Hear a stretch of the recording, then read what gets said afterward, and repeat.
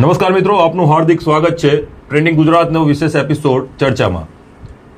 આજ જે પ્રમાણે વાત કરવામાં આવે તો 22 તારીખથી જે કાશ્મીરમાં જે પહેલગામમાં જે હુમલો કરવામાં આવ્યો છે, આતંકવાદી હુમલો, તેને લઈને દરેક જગ્યાઓ પર જે કહી શકીએ કે ચોકઠે અને ચોરે એક જ વાત છે કે હવે બસ છે. સતત આ પ્રકારની ઘટનાઓ કદાચ આપણે પહેલીવાર નથી જોઈ રહ્યા. કદાચ ભારતની વાત કરવામાં આવે તો અનેક વખત આ પ્રકારની સ્થિતિ અને આતંકવાદી હુમલાઓનો સામનો ભારત કરી ચૂક્યું છે. પરંતુ આ વખતે લોકોમાં અપેક્ષા વધારે છે, કારણ કે આ જે સરકાર છે, મોદી સરકાર, તેણે લોકોમાં અગાઉના 2 હુમલાઓમાં એક વિશ્વાસ જગાડ્યો છે કે અમે જવાબ આપીએ છીએ તો મક્કમ જવાબ આપીએ છીએ. આ સમગ્ર બાબતે ચર્ચા કરવા માટે આપણી પાસે સ્ટુડિયોમાં ઉપસ્થિત છે અલ્પેશભાઈ પુરોહિત. અલ્પેશભાઈ, આપનું હાર્દિક સ્વાગત છે. અલ્પેશભાઈ, જે પ્રમાણેની આજની પરિસ્થિતિ છે, કદાચ કહીએ કે દુઃખનું કોઈ પાર નથી. સમગ્ર દેશના જનજનમાં એક અલગ જ આક્રોશ જોવા મળી રહ્યો છે. કેવી રીતના જોવો છો આ ઘટનાને અને કયા પ્રકારની એક્શન હોવી જોઈએ? આતંકવાદની વાત બહુ ગંભીર છે. સૌથી પહેલાં તો આપણા સ્ટુડિયોમાં કહીશ કે જે બાળકોના પિતા, જે માતાઓના પતિ આપણે જોયા છે જી, અને આતંકવાદને બહુ ગંભીરતાથી સમજવો પડશે. આપણે આતંકવાદને પ્રજાએ પણ સમજવો પડશે. અને આતંકવાદની સ્ટાઇલ, પડોશી દેશોની રાજકીય નીતિઓ અને ઇન્ટરનેશનલ પોલિટિક્સને પણ આમાં સમજવું પડશે. શું થઈ રહ્યું છે, કેમ થઈ રહ્યું છે, અને આની તમે જ્યારે ચર્ચા કરો છો તો મેં હમણાં જ કીધું કે અત્યારે સુધી આતંકવાદ જે હતો એ ડર માટે, કોઈ રાજ્ય માટે, કોઈ વિસ્તાર માટેનો આતંકવાદનો એક મકસદ હોય છે. અને પહેલીવાર એક એવો આતંકવાદ સામે આવ્યો છે જે ધાર્મિક આતંકવાદ છે, અને એને હું રાજકીય ષડયંત્રના રૂપમાં પણ જોઉં છું. એ પ્રજાએ પણ જોવું પડશે. એ દેશનું રાજકીય ષડયંત્ર હોય, ઇન્ટરનેશનલ રાજકીય ષડયંત્ર હોય, એ પાસેના દેશનું રાજકીય ષડયંત્ર હોય, એ આપણે તપાસવાની જરૂર છે. આતંકવાદ એક પ્રકારનો ક્યાં છે? પરંતુ જે પ્રકારે આજે ઘટના છે, આજે 28 લોકોએ પોતાના જીવ ગુમાવ્યા છે, તો આમાં રાજકીય ષડયંત્ર કેવી રીતના જોઈ શકાય? હું તમને બહુ સરસ વાત કહું. આપણે બધા અહીંયા હોશિયાર લોકો છે. ભારત હાલના પ્રધાનમંત્રી પહેલા મુખ્યમંત્રી હતા, અને આ એક પક્ષમાં થાય છે કે આ પક્ષની સરકાર છે એટલે આતંકવાદ થયું નથી. આગલી સરકારોમાં પણ થયો છે. 26/11નો હુમલો હોય, આપણે ક્યાં નથી જાણતા. તમે એની પહેલા કંધાર વાળી મેટરમાં આતંકવાદી છોડવા જવું પડ્યું હતું. એવી પરિસ્થિતિ પણ ભારતની આવી છે. તમે અક્ષરધામ પરનો હુમલો પણ ના ભૂલી શકો. અને 2014થી 2025માં આપણે છીએ. આ મોટા હુમલા પહેલા અત્યારે 26 જણા જે મૃત્યુ પામ્યા અને 20 જણા ઘાયલ છે. એની પહેલા પણ નાના મોટા 2, 4, 5 જણ, 6 જણ, 10 જણ, 12 જણને મારવાવાળા હુમલા થયા છે. મને એક વાત કહો, કાશ્મીર બધા જ જાણે છે, આખો ઇતિહાસ જાણે છે કે કાશ્મીર એ ટુરિઝમના કારણે જીવાદોરી છે ત્યાંના લોકો. અગર જો એ ખતમ થઈ જાય તો ત્યાંના લોકો ખતમ થઈ જાય, ઇકોનોમી ડિસ્ટર્બ થઈ જાય, બધું ખતમ થઈ જાય. હું એમ કહું છું, ટુરિઝમ અગર બંધ થઈ જાય તો કાશ્મીર ખતમ થઈ જાય. અચ્છા, કાશ્મીરમાં આપણે જાણીએ છીએ કે 2 યુદ્ધ ચાલે છે. પીએકો કાશ્મીર છે, પાકિસ્તાન જ્યાં કબજો કરીને અડધું બેઠું છે, કાશ્મીર અડધું છે, અને અડધું કાશ્મીર જે છે આપણે ભારતના અંડરમાં છે. મિલિટિયન્સ જે આતંકવાદી જે આપણે કહી શકીએ, જે લોકલ, જેમની આઝાદ કાશ્મીરની માંગણી પાકિસ્તાનમાં પણ ચાલુ છે અને ભારતમાં પણ ચાલુ છે. એક પોલિટિક્સ સાથે જોડાયેલું એક એવું સંગઠન છે કે જે લોકો ફંડિંગ બહારથી લઈને ધંધો કરતા હોય છે. પણ આજ સુધી એમનું ટાર્ગેટ શું રહ્યું છે? આર્મી, નેતાઓ, પર્યટન નહીં, કારણ કે લોકલ છે. અને એ મિલિટિયન્સ આવું કેમ કરે છે? તો એમના જે અમુક મકસદો છે, અલગ કાશ્મીર છે, ફલાણું, એવા બધા કારણે કરતું હોય છે. એમની માંગણીઓ જે કોમન વર્ષોથી ચાલતી હોય. જેમ તમે ખાલિસ્તાન છે તો તમે એમને કયા ધર્મના આતંકવાદી કહેશો? જેમ તમે આ જે નક્સલવાદીઓ છે એને તમે કયા ધર્મના આતંકવાદી કહેશો? પણ જે કાશ્મીર જે ધારો કે તમિલ જે છે ટેરરિસ્ટ સંગઠન, એને તમે રાજીવ ગાંધી જેવાને પણ બોમ્બથી ઉડાવી, એને તમે કયા ધર્મનું કહેશો? એટલે તમે જે પૂછ્યું એનું બહુ સરસ. તમે કીધું કે રાજકીય રીતે તમે કેમ ષડયંત્ર જોવો છો, એનો સીધો પ્રકાર કહું. મનમોહનસિંહની સરકાર હતી, મનમોહનસિંહને બંગડીઓ મોકલવામાં આવી, સ્મૃતિબેન દ્વારા મોકલવામાં આવી હતી. અને ઠીક છે, રાજકીય રીતે ચાલે એમાં મારો કોઈ વાંધો પણ નથી ને મોકલે પણ ખરા. અત્યારે પણ કોઈ હોય તો મોદીજી મોકલવી જોઈએ, એમાં કોઈ વાત નથી, કારણ કે એ પોલિટિકલ એજન્ડા થઈ જાય છે. આજે બિહારમાં સભા થઈ અને રાજકીય રીતે પણ એનો ઉલ્લેખ કરવામાં આવ્યો. આ કાશ્મીરના લોકોને 1.5 કલાક સુધી કોઈ આવ્યું નહીં. હું નથી કહેતો, તમે વિડીયો જોયો છે, જે લોકો મરી ગયા એ કહે છે કે મારો ભાઈ જીવતો તો 1.5 કલાક કોઈ ના આવ્યું. અને બંદૂકધારીઓ, એવું તો હતું નહીં પ્લાસ્ટિકની રમકડાની બંદૂકો લઈને આવ્યા, આટલી ભારી હેવી બંદૂકો લઈને ખુલ્લે આમ સરહદમાં આયા કેમના? નંબર 1. નંબર 2, ગણી ગણીને ધર્મ પૂછીને એવું કહે છે ફાયરિંગ કર્યું.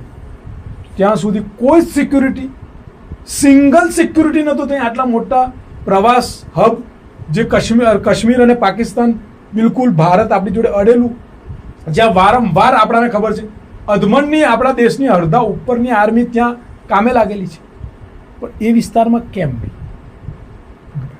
નંબર 3, હિન્દુ છો તો નહીં, મુસ્લિમ છો તો મારે ઠીક છે, સોશિયલ મીડિયા પર ઘણા ચલાવે. 2000માંથી કેટલા લોકોને એ લોકોએ ગોળી મારી? 26. બીજા 1.5 ભાગમાં ઘાયલ થયા. એક મુસ્લિમ ઘોડાવાળો પણ મળી ગયો બચાવતા. પણ એના સિવાયના જે લોકો હતા 2000માંથી તમે 1900 કે 1800 લોકો જે હતા, જે ઘોડાવાળા, જે મુસ્લિમ લોકો જેમને બચાઈને એવા ઘણા વિડીયો આવ્યા, લઈ ગયા. શું ધાર્મિક કટ્ટરતા હોત તો એ ઘોડાવાળા મુસ્લિમને ત્યાંના જે લોકોએ બચાયા એ મુસ્લિમ આમની સાથે સંકળાયેલા હોત તો શું આંકડો 26નો હોત? પહેલો સવાલ. બીજો સવાલ, સુરક્ષા. ત્રીજો સવાલ કે આપણી જેટલી એજન્સીઓ છે, ઇનપુટ હતા તો સુરક્ષા નથી, યા ઇનપુટ નહોતા. આપણે એટલે સુરક્ષા માટે તો મોટી ચૂક માની શકાય. એટલે હું એવું માનું છું કે આ સીધો એજન્ડા છે. ભારતમાં ઇતિહાસ છે કે અંગ્રેજોએ પણ ધાર્મિક કટ્ટરતા ફેલાઈને ભારત પર રાજ કર્યું હતું. અત્યારે હિન્દુ મુસ્લિમ કરીને ભારતને તોડવાનું ક્યાંક તો ષડયંત્ર નથી ને? શું એ અંદરનું રાજકીય ષડયંત્ર છે? શું એ પાકિસ્તાનનું રાજકીય ષડયંત્ર છે કે શું ઇન્ટરનેશનલ લેવલનું રાજકીય ષડયંત્ર? એ વિચારવાની જરૂર છે. અને પુલવામા આપણે બધા જ જાણીએ છીએ, રાજ્યપાલ આજ સરકારના એમને જે સવાલો કર્યા, સિક્યુરિટી ગાઈડલાઇન્સ જે બનાવી, એક જગ્યાથી બીજી જગ્યાએ જ્યારે આર્મીનો કોન્વે જતો હોય, એના પ્રોટોકોલ છે એ પ્રમાણે એક પણ પ્રોટોકોલ ફોલો કેમ ના થયું? અને આરડીએક્સ સાહેબ, એક દારૂની બોટલ આણંદ જિલ્લામાં તમારે લાવી હોય તો, મને એક ટ્રક તમારે લાવી હોય અને પોલીસની જાણ બહાર કોઈ લઈ બતાવો તો સરહદ પર આટલા હથિયારો, આટલા આરડીએક્સ સાથે સવાલ આ છે. અને હું નહીં, આ જે સવાલ હું પૂછી રહ્યો છું એ હું શીખ્યો નરેન્દ્રભાઈ પાસેથી. હું જે અત્યારે બોલી રહ્યો છું એ એમને મને શીખવાડ્યું જ્યારે એ મુખ્યમંત્રી હતા. હું તમને વિડીયો, જ્યારે મુખ્યમંત્રી હતા હું એમને સાંભળું છું અને સાચી વાત છે, બોલવું જોઈએ. એ પણ કહે છે બોલવું જોઈએ, મારી વાત એ પણ ખુશ છે કે ના અલ્પેશ, સરકારને સવાલ તો પૂછવો જોઈએ. જો ये जो आतंकवादी हैं, ये नक्सलवादी हैं, उनके पास शस्त्र और बारूद कहां से आता है? वो तो विदेश की धरती से आता है और सीमाएं संपूर्ण रूप से आपके कब्जे में है. सीमा सुरक्षा बल आपके कब्जे में है. मैंने इनको दूसरा सवाल पूछा, हमने कहा आतंकवादियों के पास धन आता है, हवाले से आता है, पूरा मनी ट्रांजैक्शन का कारोबार भारत सरकार के कब्जे में है, आरबीआई के अंडर में है, बैंकों के माध्यम से होता है. क्या प्रधानमंत्री आप इतनी निगरानी नहीं रख सकते? ये जो धन विदेश से आकर के आतंकवादियों के पास जाता है, आपके हाथ में है, आप उसको क्यों नहीं रोकते हैं? मैंने तीसरा सवाल उनको पूछा कि विदेशों से घुसपैठ आते हैं, घुसपैठ आतंकवादियों के रूप में आते हैं, आतंकवादी घटनाएं करते हैं, भाग जाते हैं. प्रधानमंत्री जी आप मुझे बताइए, सीमाएं आपके हाथ में है, कोस्टल सिक्योरिटी आपके हाथ में है, बीएसएफ सेना सब आपके हाथ में है, नेवी आपके हाथ में है, कि विदेश से घुसपैठ के कैसे घुट जाते हैं? मैंने चौथा सवाल पूछा, सारा कम्युनिकेशन 7 સવાલ છે જે પ્રધાનમંત્રીએ તે સમય મુખ્યમંત્રી ત્યારે પૂછ્યા. 26/11ના હુમલામાં એ બોમ્બે ગયા હતા અને હું પોતે, મારી જો પુરાવા છે, મેં જબરદસ્ત વિરોધમાં રેલી કાઢી હતી કે આવો આતંકવાદી હુમલો થાય કોઈ પણ સરકારોએ સાખી ના લેવાય. તો એ સમયે જ્યારે આ ગુજરાતના મુખ્યમંત્રીને હું સમર્થન કરતો કે વાત સાચી છે અને એમની આ વાત પર ભરોસો રાખીને એમને મજબૂત હાથમાં જ્યારે સરકાર સોંપી હોય, એમને જે તે વખતેના સરકારને પ્રધાનમંત્રીને 7 સવાલો 6 સવાલો કડક રીતે પૂછ્યા, તો આજે ભારતના નાગરિક તરીકે મારો હક નથી પૂછવાનો? અને અને સરકારોનો ઇતિહાસ રહ્યો છે. સર્જિકલ સ્ટ્રાઇક કેટલી થઈ એ કદાચ આજના નવયુવાનોને નહીં ખબર, કારણ કે વાંચતા નથી. પાકિસ્તાનના 2 ટુકડા કઈ સરકારે કર્યા એવું કદાચ યુવાનો વાંચતા નથી. બાંગ્લાદેશની શું પરિસ્થિતિ કોણે કરી એ જ કદાચ યુવાનો વાંચતા નથી. ભારત દેશના એક સરકારોનો આતંકવાદ સામે લડવાનો ઇતિહાસ રહ્યો છે અને લડે છે. સાહેબ, મને એક સીધો સવાલ, આપણે બધા જ જાણીએ આક્રોશ કેમ છે, અને હું સૌથી વધારે ક્રોધિત એટલા માટે છું કે હાલ એક એવી ઇન્ટરનેશનલ યા બાજુના દેશની કે અંદરના દેશની કેવી પોલિટિક્સ ચાલે છે કે તમને ચારે બાજુથી તોડવાનો પ્રયાસ કરી. અને ધાર્મિક, આ દેશ માટે સૌથી વધારે કશું ખરાબ હોય તો ધાર્મિક કટ્ટરતા. અને આ તમે જુઓ, દેશના પ્રધાનમંત્રીએ હમણાં તહેવારો પર જ કીટો આપી છે, ભાઈચારાની વાત કરી છે. અને આ પોલિટિક્સમાં જો ભારત સપડાઈ ગયું, જે રીતે હું સોશિયલ મીડિયામાં જોઉં છું, તો હાલત ખરાબ હશે. એક બાજુ તમે પંજાબમાં ખાલિસ્તાનની યુદ્ધ ચાલે છે, પણ તમે બહારના દેશમાં જો, જે શીખ ભારતમાં માને છે એ પણ કડક રીતે વિરોધ કરે છે ખાલિસ્તાન. અને મને ગર્વ છે કે આજે આખું કાશ્મીર, જે મુસ્લિમ બહુમત સ્ટેટ છે, એ પણ આ ધાર્મિક 4 લોકો જે કટ્ટરતા ફેલાવા આવ્યા હતા એમની સામે ખડા પગે ઊભું છે. અને ત્યાં ઘડી દુઃખદ બાબત છે કે 26 જણને ગોળી વાગી, પણ બીજાને બચાવવાની જવાબદારી પણ અમારા ભારતના મુસ્લિમોએ લીધી છે. આ ભારતને બચાવશે. આ ભારતની એકતા છે, વિવિધતા છે. પરંતુ બીજી તરફે વાત કરીએ અલ્પેશભાઈ, કારણ કે અત્યાર સુધી જ્યારે પણ આતંકવાદી હુમલા થતા ત્યારે તેમનો એક જ ટાર્ગેટ હોતો હતો કે માસ કિલિંગ, કેટલા વધુમાં વધુ લોકો સુધીને તે લોકો નુકસાની પહોંચાડી શકે છે તે માટેના આતંકવાદી હુમલા થતા આવ્યા છે અને તેના રિપોર્ટ પણ બહાર આવતા હોય છે. પરંતુ આ વખતની જે એમઓ છે તે બિલકુલ અલગ છે. જે પ્રમાણે જે ત્યાં આગળ રૂબરૂ જોનારા વ્યક્તિઓ છે તે લોકોના જે નિવેદનો સામે આવી રહ્યા છે તે ક્યાંક ને ક્યાંક કોઈ મોટા જે કહી શકે ગતિવિધિ ઉપર ઇશારો કરતી હોય એવું લાગે છે આપને? મેં તમને કીધું, તમારે કોઈ પણ દેશમાં એને તોડવું હોય તો એને તમે અંદરોની તોડી શકો.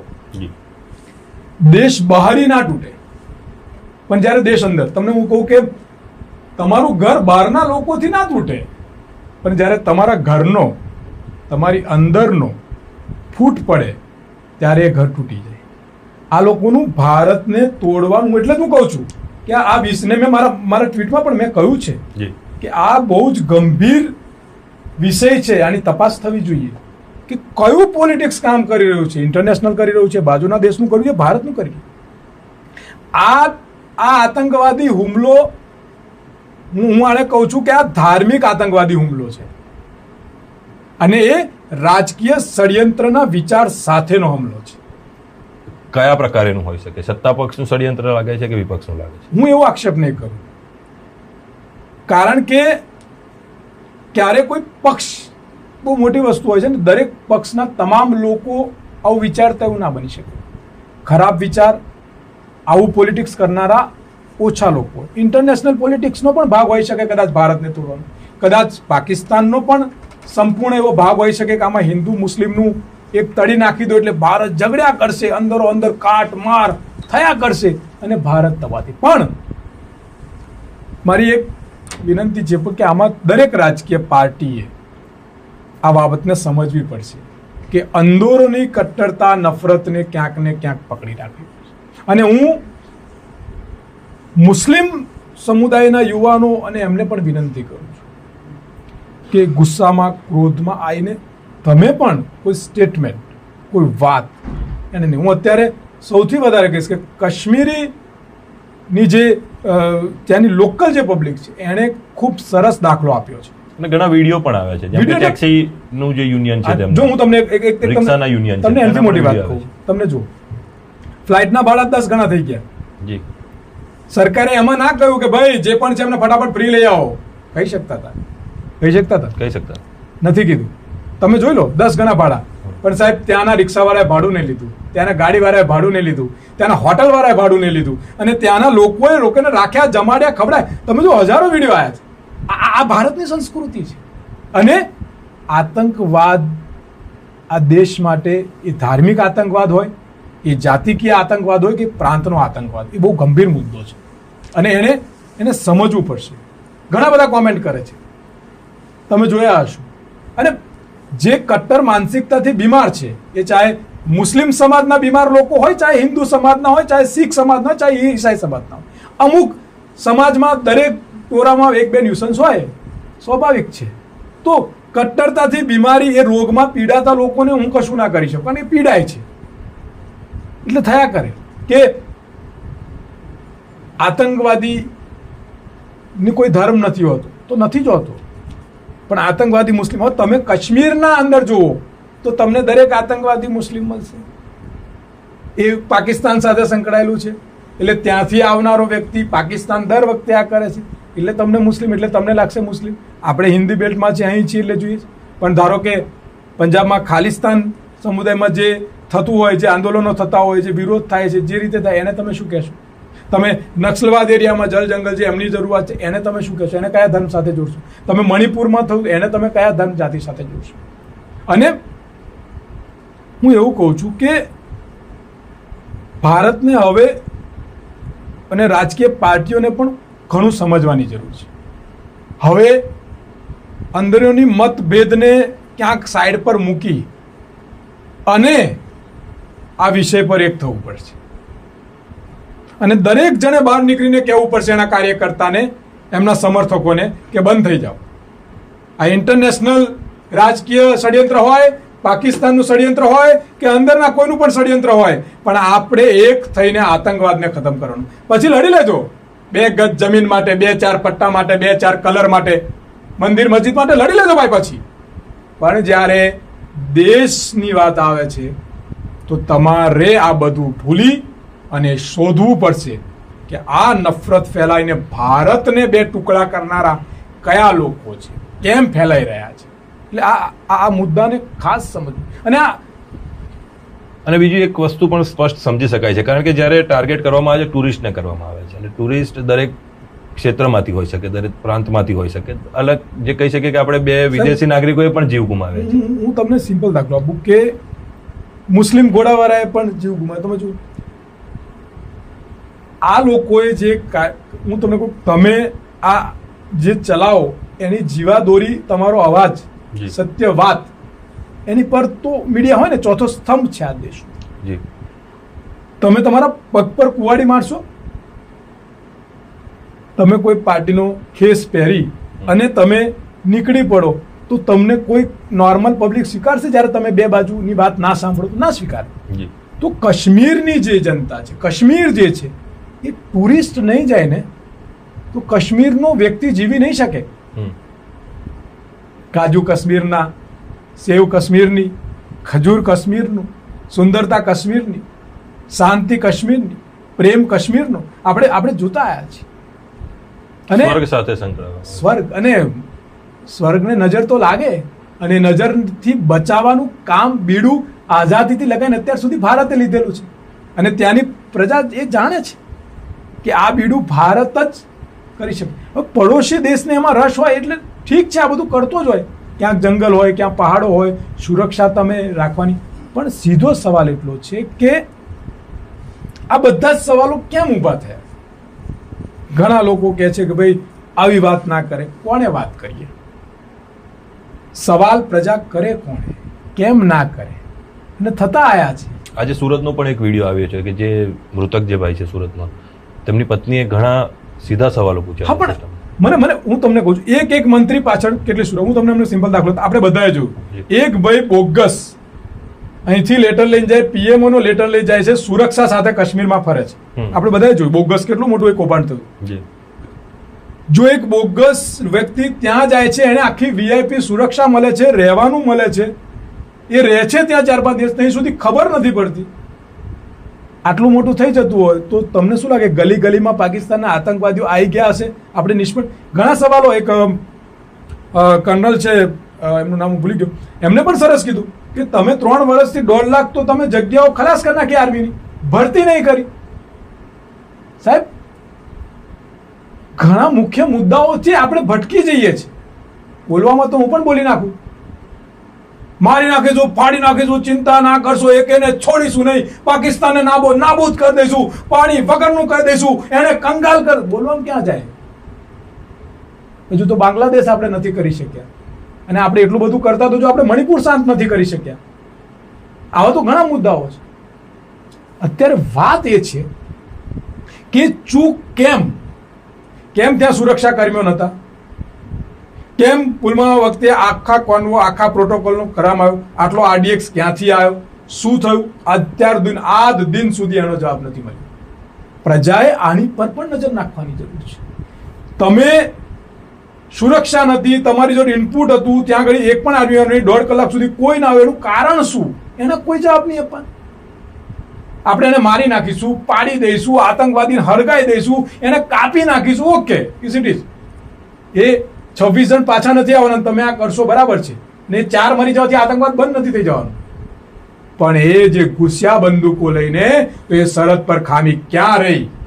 એ લોકો આઈને ગણીને ધન પૂછીને ગોળી મારી, ત્યારે આપણી સુરક્ષા એજન્સીઓ ક્યાં હતી? આપણી જોડે ઇનપુટ હતું તો આપણે કેમ એમને રોકી ના શક્યા? આપણે 40 જવાનોનો કોન્વે જતો હતો તો આપણે તમામ પ્રોટોકોલનું પાલન કેમ ના કર્યું? આવા ઘણા બધા સવાલો છે, અને એ સવાલો આપણાને હાલના પ્રધાનમંત્રીએ તે વખતે શીખવાડ્યા હતા કે સવાલ પૂછો કે આયા કેમ ના, હથિયારો ક્યાંથી આયા, બોમ્બે સુધી ઘૂસ્યા કેમ ના, 26 એકરનો હમલો કેમ નો થયો? ને સાચી વાત છે, હું એ સમર્થન પણ કરું છું. પણ તમે કરો એ ચોરી અને મારાથી થાય એ ચૂપ, એવું. પણ એ પછીના જે પ્રમાણે આપણે વાત કરીએ કે સર્જિકલ સ્ટ્રાઇકને એને લઈને દેશમાં એક વિશ્વાસ કદાચ ગવર્મેન્ટે પાછો મેળવ્યો હતો. સર્જિકલ સ્ટ્રાઇક કેટલી થઈ? મેં એ વખતે પણ મારો યુટ્યુબ પર વિડીયો છે, મેં દરેક દાખલા આપ્યા. તો આ પાકિસ્તાનના 2 ભાગલા કર્યા, એને કામ ના કહેવાય? કહેવાય કે ના કહેવાય? આ બાંગ્લાદેશની તમે જે પરિસ્થિતિ જુઓ, એને કામ ના કહેવાય? સરકારની જવાબદારી છે. આ પહેલી નથી થઈ, આ પહેલી એર સ્ટ્રાઇક એવી થઈ જેનો પ્રચાર થયો. ઓકે, સેના કરે છે, આ દેશની સેના મજબૂત છે. સૈનિકોના એક સૈનિકનો વિડીયો આવ્યો છે, તમને બતાવું કે એને કેટલા પ્રશ્નો ઉઠાયા. તો એ સૈનિકોની વ્યવસ્થા, એ સૈનિકોની જોઈતા સાધનો, સૈનિકોની જોઈતી વ્યવસ્થા કેમ નથી થઈ રહી? આ મોટો સવાલ છે. અને સાહેબ, હું તમારા મીડિયાના માધ્યમથી 370 બધાએ કહો 370. તમે અહીંથી રાજસ્થાન જાઓ છો તો સીમ બદલી નાખો છો? ના, એ જ ચાલે છે. તો અહીંથી આપણે મહારાષ્ટ્ર જઈએ તો સીમ બદલી નાખીએ? એ જ ચાલે છે. તો આ સીમ લઈને કાશ્મીર જે ચાલશે? ના, એ નથી ચાલતું. કેમ? ભારતનો ભાગ નહીં? 370 માંથી ત્યાં જમીન ના ખરીદી શકે છે. આદિવાસી વિસ્તારમાં નિયમ છે કે ગમે તે આદિવાસી સિવાય જમીન ના ખરીદી શકે. ગુજરાતમાં નિયમ છે કે બીજા સ્ટેટનો જે વ્યક્તિ હોય ત્યાં, અહીં ખેડૂત ના હોય ત્યાં ખેડૂત, પણ અહીં ના ખરીદી શકે. સરકાર હવે કરવાની છે, પણ આવા નિયમો છે. એ ત્યાં હટ્યો છે, તો ત્યાં જમીનો એ હટ્યા પછી કોણે લીધી? એટલે આવા ઘણા બધા મુદ્દાઓ છે, અને મુદ્દાઓ ચાલતા રહેવાના. અને દુઃખદ બાબત છે, મેં આજે ટ્વીટ પણ કર્યું હતું, કહ્યું હતું કે આ ચૂંટણી પ્રચારમાં હવે આખી ચૂંટણીઓમાં, દરેક રેલીઓમાં, દરેક ડિબેટમાં હવે આ ચાલશે: હિન્દુ મુસ્લિમ, હિન્દુ મુસ્લિમ, હિન્દુ મુસ્લિમ, હિન્દુ મુસ્લિમ. અને ભારતમાં નફરત, નફરત, નફરત, નફરત. 4 આતંકવાદી ધર્મ પૂછીને 26 લોકોને મારી નાખ્યા, 4 લોકોએ. અને 200 લોકોએ, 200 એ જ ધર્મના લોકોએ 1900 ઉપર, 2000 ઉપર પર્યટકો હતા એવું કહે છે, આપણે 26 થયા, બીજા કહે 2000, 1500 ઉપર લોકોને બચાયા, એમને રાખ્યા. આખું કાશ્મીરના 99% એ મુસ્લિમોએ સુરક્ષા માટે ગોઠવાઈ ગયા. જમ્મુ કાશ્મીર બંધ રહ્યું. એનું મહત્વ નહીં. 4 લોકો માટે. પણ એ 4 લોકોની આજે તેમને દ્વારા જે ઘટનાને અંજામ આપવામાં આવ્યો છે એનાથી ક્યાંક ને ક્યાંક એક ધાર્મિક રોષ તો ફેલાવાનો જ છે. ફેલાવવા માટે જ કર્યું છે એમને. એ લોકોનું આજ પોલિટિક્સ ષડયંત્ર કહું છું હું. સાહેબ, હું સૌથી વધારે દુઃખી ત્યારે થયો અને મારી પ્રધાનમંત્રીને વિનંતી છે કે એમને આ બાબતે ધ્યાન લેવું જોઈએ. એ જે પાર્ટીમાંથી આવે છે એના એક પ્રદેશના ઓફિશિયલ ટ્વિટર હેન્ડલ પર સાહેબ આ મૂકવામાં આવ્યો, ધાર્મિક કાર્ટૂન મૂકવામાં આવ્યો. સાહેબ, આ ભારત નથી. જે પાર્ટીનો પ્રધાનમંત્રી જે પાર્ટીમાંથી આવે છે એ મુસ્લિમની જોડે રહીને ખીર ખાવાની વાત કરે, એકતાની વાત કરે, અને એમની જ કાર્યાલય એક પ્રદેશનું આવું પોસ્ટ મૂકે. શું આપણે પાકિસ્તાનના રાજકીય ષડયંત્રનું યા પછી ઇન્ટરનેશનલ રાજકીય ષડયંત્રને સક્સેસ કરવા બેઠા છીએ?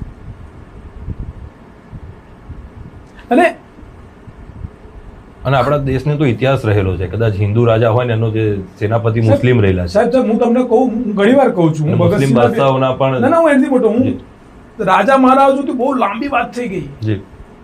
એ તો ભગવાન કૃષ્ણ રસખાનને મળ્યા હતા. જી. એ પણ ઇતિહાસ છે. ભગવાન પણ મળ્યા હતા.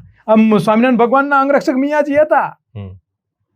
જુનાગઢના નવાબ એમને જગ્યા, એવું તો તમે જોશો તો બહુ લાંબો આપણે એમાં નથી પડ્યું. પણ તમે ભગતસિંહને યાદ કરતા હો તો અશફાકુલ્લા ખાનને થોડો ભૂલી જવાય, અને લક્ષ્મીબાઈને યાદ કરતા હો તો ટીપુ સુલતાનને ના ભૂલી જાઓ. હું હંમેશા કહું છું, અને મારી લડાઈ આ જ છે. ઠીક છે, કોઈને કોઈ અંધભક્ત હોય, કોઈને કદાચ ખોટું લાગતું હોય, પણ મારી વાત કોઈ પાર્ટી કોઈ પક્ષ માટે નથી. હું ન્યુટ્રલ પૂછું છું બધાને કે શું 2% ન્યુસન્સ માટે તમે 98%ને ટાર્ગેટ કરશો? અને હું કહું છું કે ધાર્મિક કટ્ટરતા ફેલાવનારો કોઈ પણ મુસ્લિમ હોય, ધાર્મિક કટ્ટરતાથી ફેલાઈ અને આતંક મચાવનારો કોઈ પણ મુસ્લિમ હોય એ આતંકવાદી છે, દેશની અંદર હોય કે દેશની બહાર હોય. પણ એ જ ધાર્મિકતા કટ્ટરતા, એ જ ધાર્મિકતા નફરતથી જો કોઈ હિન્દુ આતંક ફેલાવતો હોય તો એ પણ આતંકવાદી જ હોય, એ બીજો ના હોઈ શકે. આ મારો દેશ છે ને. એટલે જે જોવાનો નજરિયો છે તે બંને માટે સેમ હોવો જોઈએ. સેમ હોવો જોઈએ. એ ક્યારે કોઈનો સગો ના હોઈ શકે, એ ક્યારે કોઈ ધર્મનો ના હોઈ શકે, એ ક્યારે કોઈ જાતિનો ના હોઈ શકે, એ ક્યારે કોઈ પ્રાંતનો ના હોઈ શકે. એને ખરજ ચોરાએ ઉભો રાખીને એની પર એસિડ રેડ દો, ડામવો પડશે આને. અને એના માટે હું નરેન્દ્રભાઈની સાથે જાહેરમાં એક કહેશે ત્યાં ઝંડો લઈને જઈશ કે એવા આતંકવાદ સામે હું એમની સાથે છું. બીજી તરફે વાત કરીએ તો અત્યારના જે પ્રમાણેના પગલાં ત્યારબાદ આ ઘટનાને સામે આવ્યું અને જે પ્રમાણે ભારતે જે પ્રમાણે સ્ટેપ લીધા છે, 5 જેટલા જે પ્રાઇમા ફેસી એક્શન જે છે તે લેવામાં આવ્યા છે, અને એમાં ખાસ કરીને જે સિંધુ જળ સંધિ હતી તેને જે રોક લગાવી દેવામાં આવી છે. સાથે જ જે ફોરેનમાં જે એના રિપ્રેઝેન્ટેટિવ હોય છે ત્યાંના રાજદૂતો અહીંયા એમને પરત જવા માટે કહી દીધું છે ને આપણા રાજદૂતોને પરત બોલાવી લેવામાં આવે છે. તો આ પ્રકારે એનાથી નેશનલ પોલિટિક્સ પર કયા પ્રકારની અસર પડશે? સારો નિર્ણય છે સરકાર, અને થવું જ જોઈએ. અને હું તો એવું કહું છું કે એવો જ ચમત્કાર બતાવો કે સાલો પાકિસ્તાન એક ટીપા પાણી માટે તરસી જાય. આ જરૂરી છે, પણ જે બોલ્યા છે થવું જરૂરી છે. મેં દરેક વખતે કહું છું, ડિક્લેરેશનની સાથે સાથે ઇમ્પ્લિમેન્ટેશન જરૂરી છે. અને એ ઇમ્પ્લિમેન્ટેશન દેખાવું જોઈએ, કાગળ પર નહીં.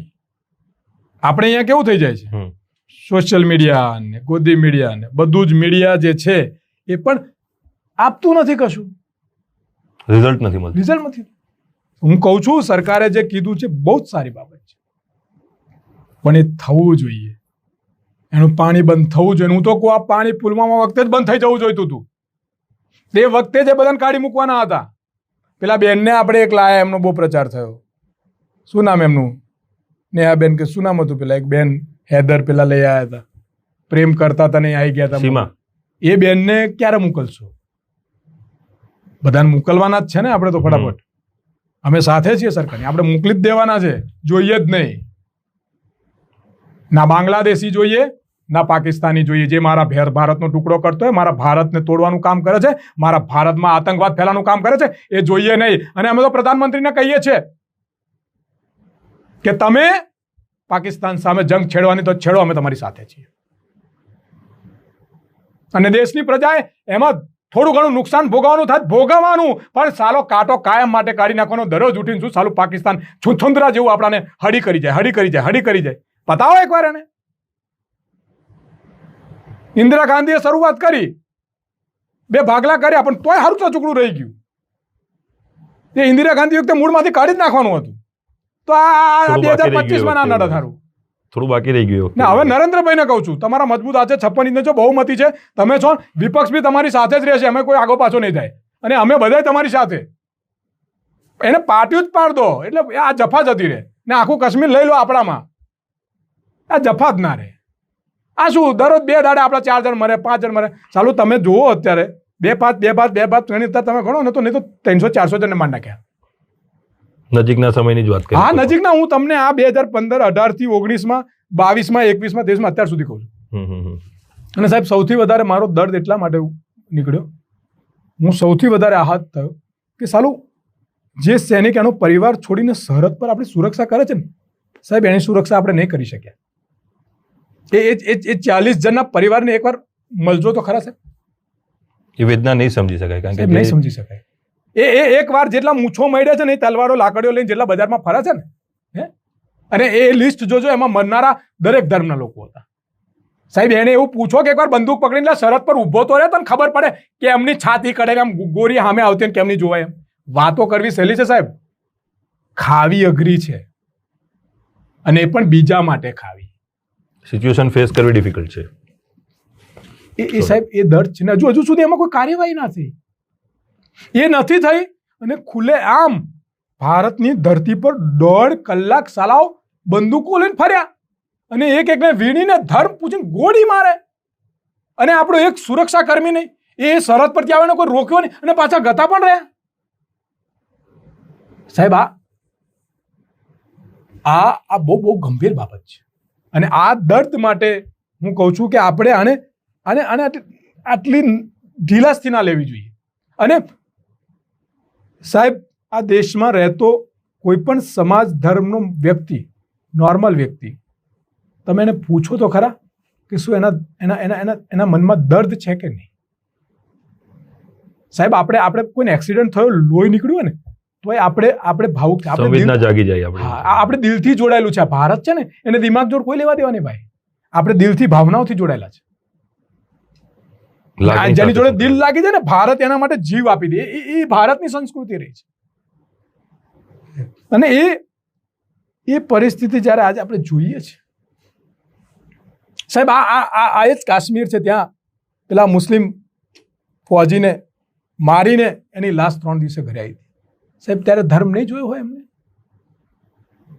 સાહેબ. આ પેલા એક અધિકારી ડીએસપી કાશ્મીરમાં, એમની ત્યાંથી આતંકવાદી શું થયું એનું? એ તો હિન્દુ હતા, આતંકવાદીઓ से સાંઠગાંઠ હતી. લાલચુ, બિકાઉ, ડરપોક અને નફરત જે ફેલાવનારું, કટ્ટરતા ફેલાવનારું, એનો કોઈ ધર્મ, જાતિ, પ્રાંત નથી હોતો સાહેબ. હોત તો 200 વર્ષ અંગ્રેજો રાજ ના કર્યું હોત. ત્યારે પણ જયચંદો હતા, અત્યારે પણ જયચંદો છે. તો જે પ્રમાણે અત્યારની સ્થિતિ છે, અને અત્યારે જે જાહેરાતો થઈ રહી છે, કે જે પ્રમાણે સરકાર સ્ટેપ લઈ રહી છે, ક્યાંક ને ક્યાંક પાકિસ્તાન પણ ચિંતામાં છે. હાલમાં જ જે પ્રમાણે ત્યાંના મીડિયાના રિપોર્ટો બહાર આવ્યા છે, પાકિસ્તાને બોર્ડર પર તમામ પ્રકારની તૈયારીઓ શરૂ કરી દીધી છે. તો લાગે છે કે આ વોર તરફનો સ્ટેપ હોઈ શકે સરકાર તરફે? હોઈ શકે ને હોવો પણ જોઈએ. ના હોય તો હોવો જોઈએ. અને હું માનું છું કે યુદ્ધ એ આપણાને પણ નુકસાન કરે, પણ હું માનું છું કે દરરોજ તડપીને નુકસાન વેઠવા કરતા એક વાર નુકસાન વેઠીને પાકિસ્તાન નામનો કાંટો કાઢી નાખવો જોઈએ. બીજી તરફે વાત કરીએ તો જે સક્ષમતાની વાત કરીએ, ભારત અને પાકિસ્તાન કદાચ ઘણા દૂર સુધી બંને દેશોની કમ્પેરિઝન થઈ શકે તેવી નથી. હું હંમેશા તમારી વાતનું સમજી, તમે એવું કહો છતાં પણ કેમ ટોલરન્સ આટલું સહન કરવામાં આવે છે એમનું? હું ઘણી વાર કહું છું, અને હું જ્યારે સ્ટુડન્ટ જો બેઠો મારી ચર્ચા થતી, હું કહું કે કોમ્પિટિશન પાછલી પાટલીવાળા જોડ ના થાય, આગલી પાટલીવાળા જોડ થાય. ભારતનું કોમ્પિટિશન અમેરિકા સાથે થાય, કેનેડા સાથે થાય, લંડન સાથે થાય, ઓસ્ટ્રેલિયા સાથે થાય. પણ સાલું ઘણીવાર દુઃખ થાય છે કે વારંવાર આપણી ચર્ચા પાકિસ્તાન પર, બાંગ્લાદેશ પર, પાકિસ્તાન પર, બાંગ્લાદેશ પર આવી જાય. હવે આપણી પરિસ્થિતિ કઈ છે? આપણે હાથી છીએ. સમજો. હવે આ કીડીઓ ઉપર નથી ચડી શકતી, એમની તાકાત નથી. સમજો, આ ભારત એવું હાથી છે, અને હાથી હિંસક ના હોય જ્યાં સુધી એને કોઈ છંછેડે નહીં. તો બરોબર છે. એટલે વારે વારે આઈને પગમાન કઈડી જાય ને આપણે પાછું પૂંછડું મારીને પગ ખંખેરીને ઝાટકી કાઢીએ. અમુક વાર 2-4 પગ પડે, 2-4 કીડીઓ મરી જાય, આવું બધું થાય. સમજો. પણ હવે આ ગજાનનના હાથીએ જાગવું પડશે. હવે ક્યાંક એવી સૂંઢ મારવી પડશે જેમ ઇન્દિરા ગાંધી એક સૂંઢ મારીને 2 ભાગલા પાડી દીધા.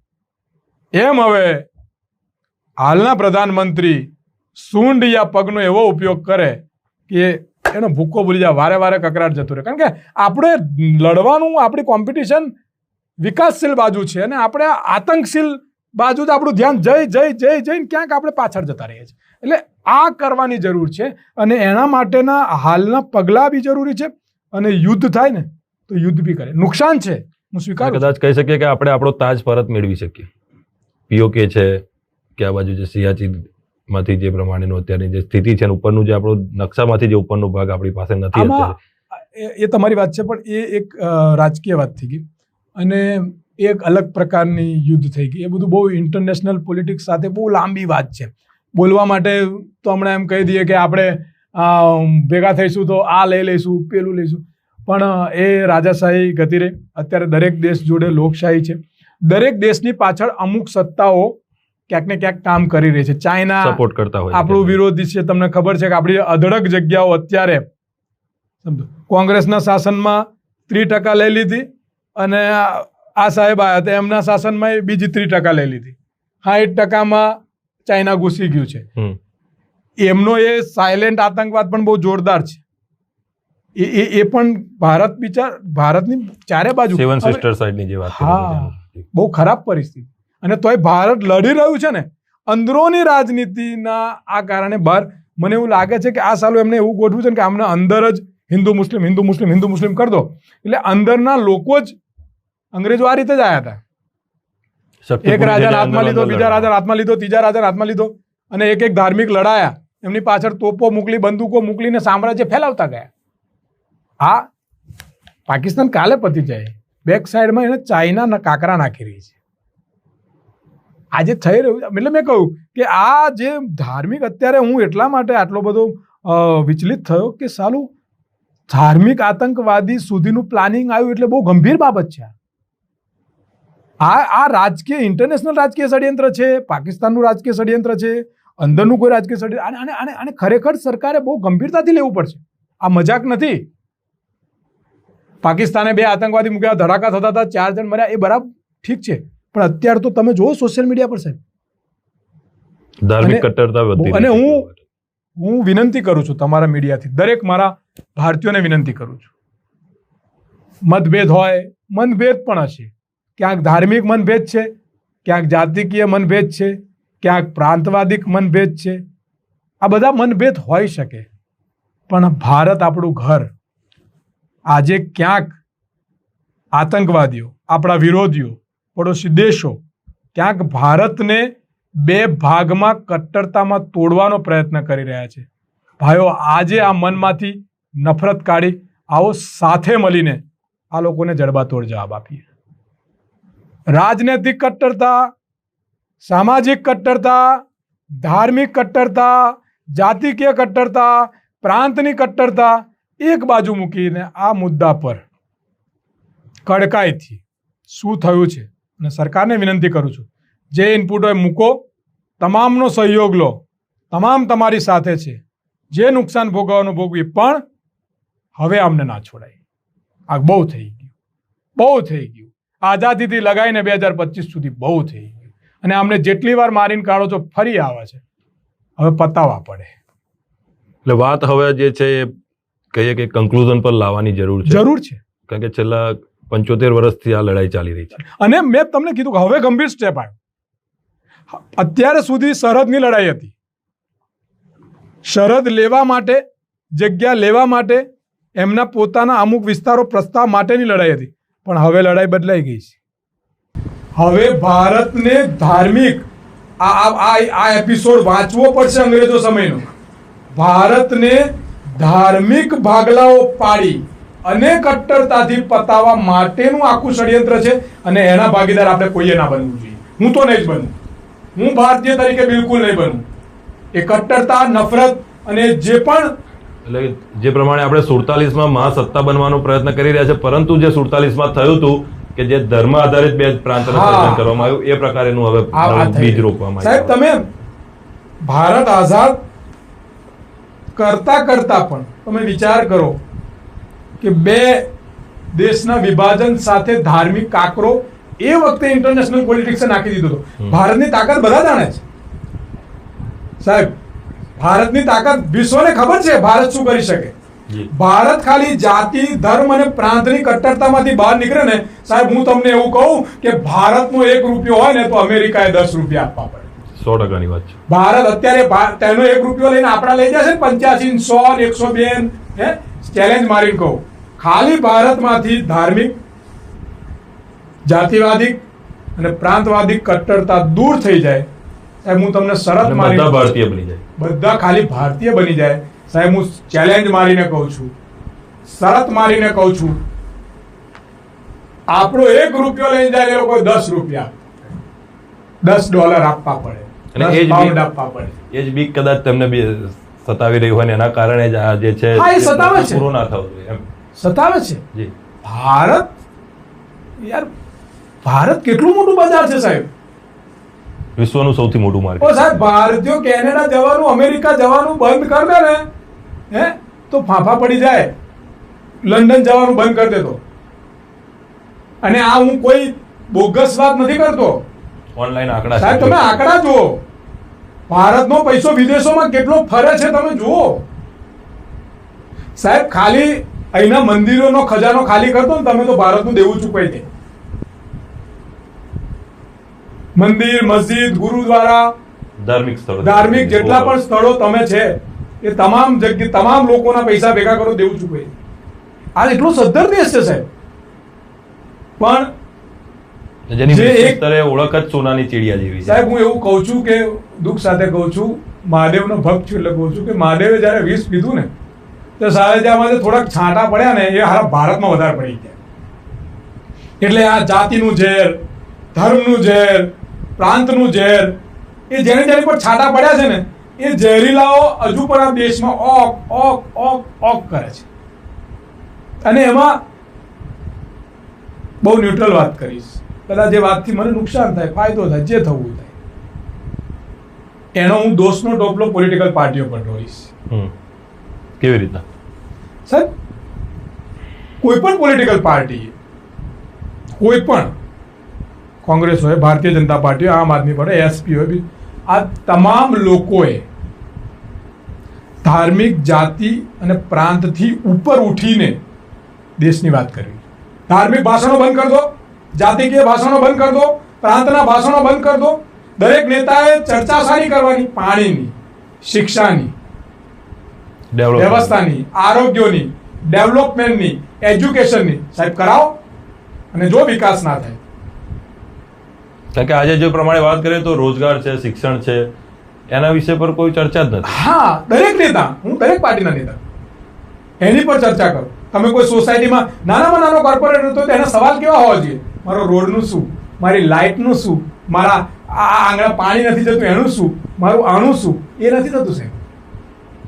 એ ચર્ચા મને એક કોર્પોરેટર આઈને કહી દે, મને એક સરપંચ આઈને કહી દે કે મને એક મુખ્યમંત્રી, એક ધારાસભ્ય, એક મિનિસ્ટર, એક વિપક્ષ નેતા, આ બધા આઈને કહી દે કે એ જ્યારે વિસ્તારમાં જાય અને ચૂંટણી વખતે, અને તમે મીડિયા તરીકે ના ચૂંટણી હું તમારે જોડે આવું અને આપણે બધાના ભાષણો રેકોર્ડ કરીએ સાહેબ, એક પણ જણ આની પર ચર્ચા કરે છે?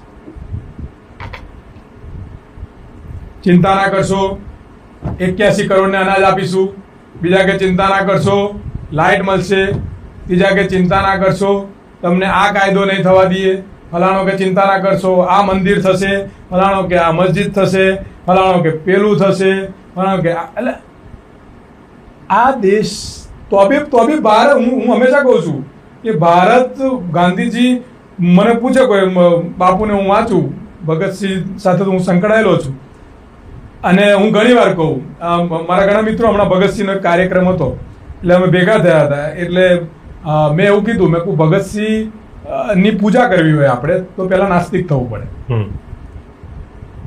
એટલે મને કે અલ્પેશભાઈ તમે, મેં કહું હું મારા આત્મા ચિંતન માટે પૂજા કરું છું, નામ લઉં છું, પણ ધાર્મિકતાની કટ્ટરતા ફેલાવવાનું કામ મારું. ભગતસિંહ બહુ સરસ, મારું કામ છે દેશ માટે, અને સાચું હોય તો બોલવાનું, મને નુકસાન જાય તો જાય, ત્યારે હું પબ્લિકની જવાબદારી લેવાનું. પછી બાબા સાહેબ આંબેડકરની વાત કરીએ તો બાબા સાહેબ આંબેડકર તો બૌદ્ધ ધર્મ માનતા હતા, એ તો હિન્દુ માનતા નતા, અને એ ધાર્મિક બાબતો નતા, એ તો સમાનતાની વાત કરતા હતા. તો તમે એક બાજુ ધાર્મિક વિવાદ, જાતિ કે વિવાદનું બોર્ડ લો, અને બીજી બાજુ તમે બાબા સાહેબને મૂકો, તો બાબા સાહેબનું અપમાન છે.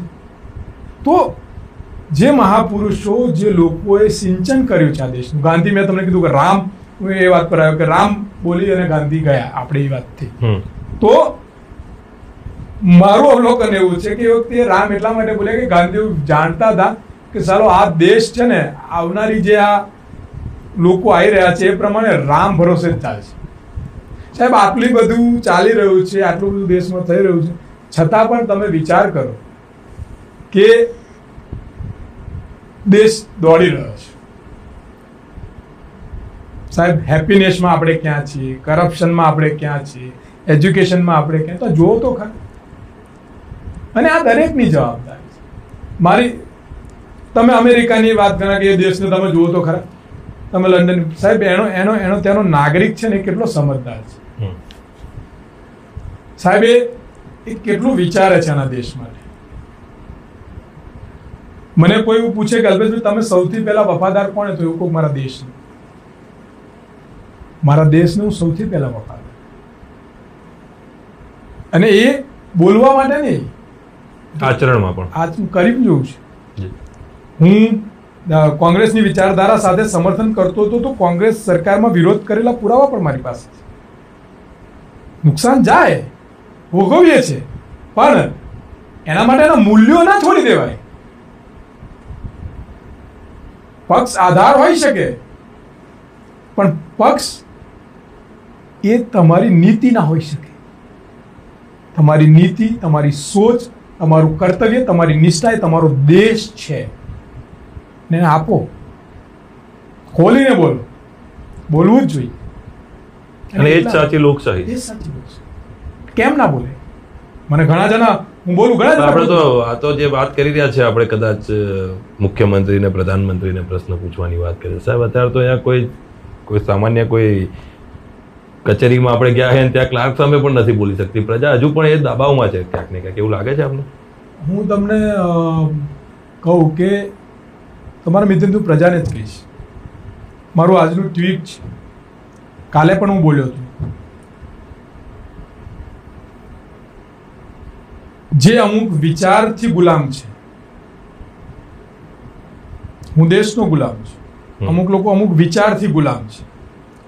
મારું હમણાં પણ એક બ્રોડકાસ્ટ થયું હતું, એમાં હું ST/SC OBC પર પણ બોલ્યો હતો, અને ST/SC OBC ના લોકોએ મને સમર્થન કર્યું છે.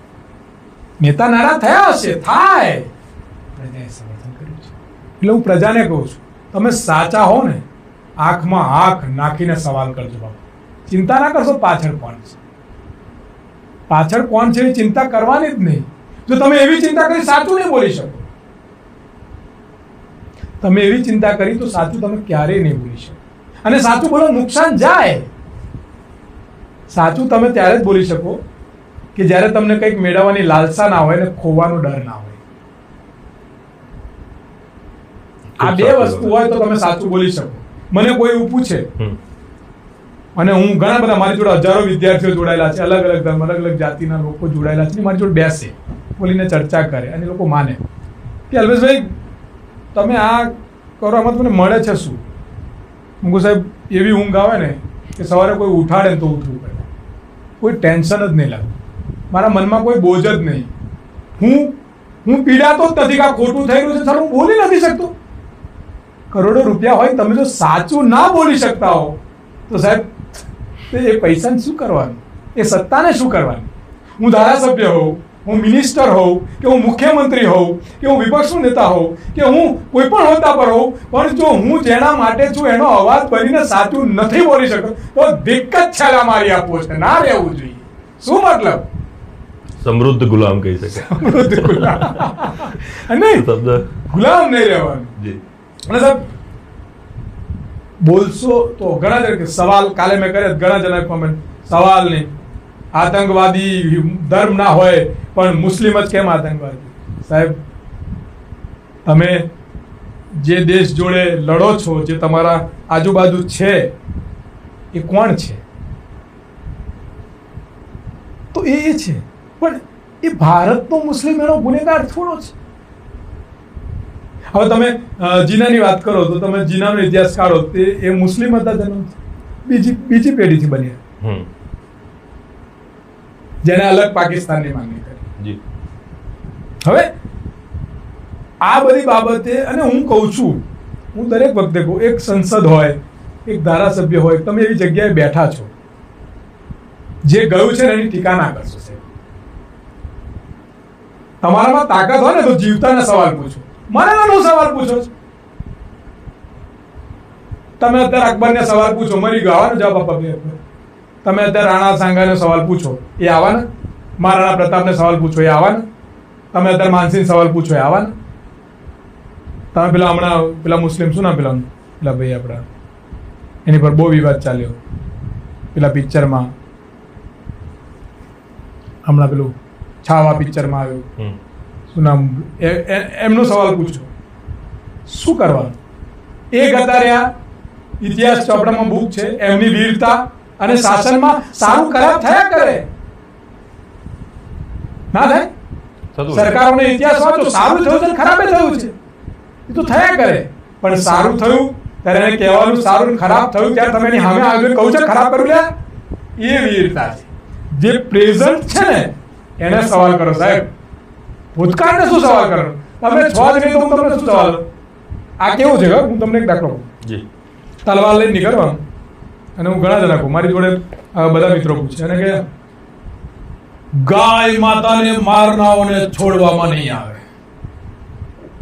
આ રોડ પર દરરોજની હજારો ગાયો રડે છે, મરે છે, પ્લાસ્ટિક ખાય છે, અને એ ગાયો છે આપણા જ હિન્દુઓની. ચલો એને ઘેર જઈએ, ફેટ પકડીને ઘેર ગાય લેલા અંદર છે, કોઈ તાકાત છે? તમારા મીડિયાના માધ્યમથી કહું, મોકલો હેડો. છે કોઈની તાકાત કલેક્ટરને, અધિકારીને, સરકારને પૂછવાની કે ગૌચરો ક્યાં ખાઈ ગયા, ત્યાં કારણે રોડ પર ગાયો મળે છે? નથી. છે સરકારને પૂછવાની તાકાત કે જીવતા પશુઓ બહાર એક્સપોર્ટ કરીએ છે, ગાયનું બીફ જાય છે? છે કોઈની પૂછવાની તાકાત? આ બીફમાંથી કેટલું ડોનેશન કોણ લે છે એની પૂછવાની કોઈની તાકાત છે? આપણા દેશના કયા રાજ્યોમાં બીફ ખવાય છે અને રાજકીય ચૂંટણીઓમાં બીફ માટેના પ્રચાર થાય છે, એવું કોઈની પૂછવાની તાકાત છે સાહેબ? ચાલે છે મજા, ગૌરક્ષક ગૌરક્ષક ગૌરક્ષક. આ ગાય કતલખાના થવાની ફેક્ટરીઓ કોની છે, કોઈ જોવા જાય છે સાહેબ? હું કહું છું ભારત ભાવનાઓથી ચાલે છે, પણ હવે એકલું ભાવના નહીં ચાલે. હવે થોડુંક દિમાગ પણ લગાવવું પડશે, આંખો ખોલવી પડશે, આંખો ખોલવી. આ ભાવનામાં 200 વર્ષ ગુલામી કરી આપણે, પેહી ગયા, અને જબાન આપ્યા પછી તો શત્રુ જોડે રહેવાનું સાહેબ. કરણ જેવો વીર ધનુર્ધારી એવી વાતોમાં ભાવુક થઈ ગયો તો કોની જોડ રહ્યો? કૌરવો જોડ રહ્યો, પાંડવો જોડ ના રહ્યો. જ્યાં ખબર હતી કે નાશ નિશ્ચિત નિશ્ચિત છે સાહેબ. સાચી વાતને જાણવાનો પ્રયત્ન. અને એક વ્યક્તિ ખરાબ હોય એના માટે કોઈ સમાજ, કોઈ ધર્મ ખરાબ ના હોઈ શકે. આ મારું વાત. એક વ્યક્તિ ખરાબ હોય એના માટે કોઈ પક્ષ, કોઈ પાર્ટી ખરાબ હોઈ શકે એવું ના હોય. દરેકના વિચાર અલગ અલગ છે, દરેકની કામ કરવાની રીત અલગ અલગ છે, દરેકની યોજનાઓ અલગ અલગ છે. આપણા ઘરમાં 4 ભાઈ હોય તો અલગ અલગ છે. તો તમે એક ભાઈના બજારના વ્યવહારથી 4 ભાઈ તો લોકો વ્યવહાર કાપી નાખે છે. બધાનું સરખું જ ચાલતું. તો તમે એક બે વ્યક્તિના કારણે કોઈ ધર્મ, કોઈ સમાજ, કોઈ જાતિ, કોઈ પ્રાંત, કોઈ પક્ષને ટાર્ગેટ કેમ ન કરી શકો? અને મૂલ્યાંકન તમે 500 વર્ષ જૂનું મૂલ્યાંકન તમે કેમ ન કરી શકો? શું હેસિયત ભાઈ? ઘરનો ચૂલો ચલાવવાનો પૈસા ન હોય, તમે હજારો કિલોમીટરના સામ્રાજ્ય ચલાવવાનું મૂલ્યાંકન કરો છો? શરમ આવી જોઈએ ભાઈ, ના થાય. એ સમયના રાજા મહારાજાઓ જે પણ રહી ગયા એમનું મૂલ્યાંકન કોઈ નેતાઓએ ના કરવું જોઈએ, એવું સંસદમાં નિયમ પાસ થઈ જવો જોઈએ. વાંચો, તમે સમજો, સારા ગુણ લો, ખરાબ ગુણ બાજુમાં મૂકી દો. તો જે પ્રમાણે આ બહુ વિસ્તારથી આપણે આજે ચર્ચા કરી છે અલ્પેશભાઈ, ટૂંકમાં એક જ સંદેશ થઈ રહ્યો છે આ જે સમગ્ર ચર્ચાની અંતે, જ્યાં સુધી સમજણ પડે છે કે દરેક ભારતના નાગરિકોએ ભારતીય બનવાની જરૂર છે.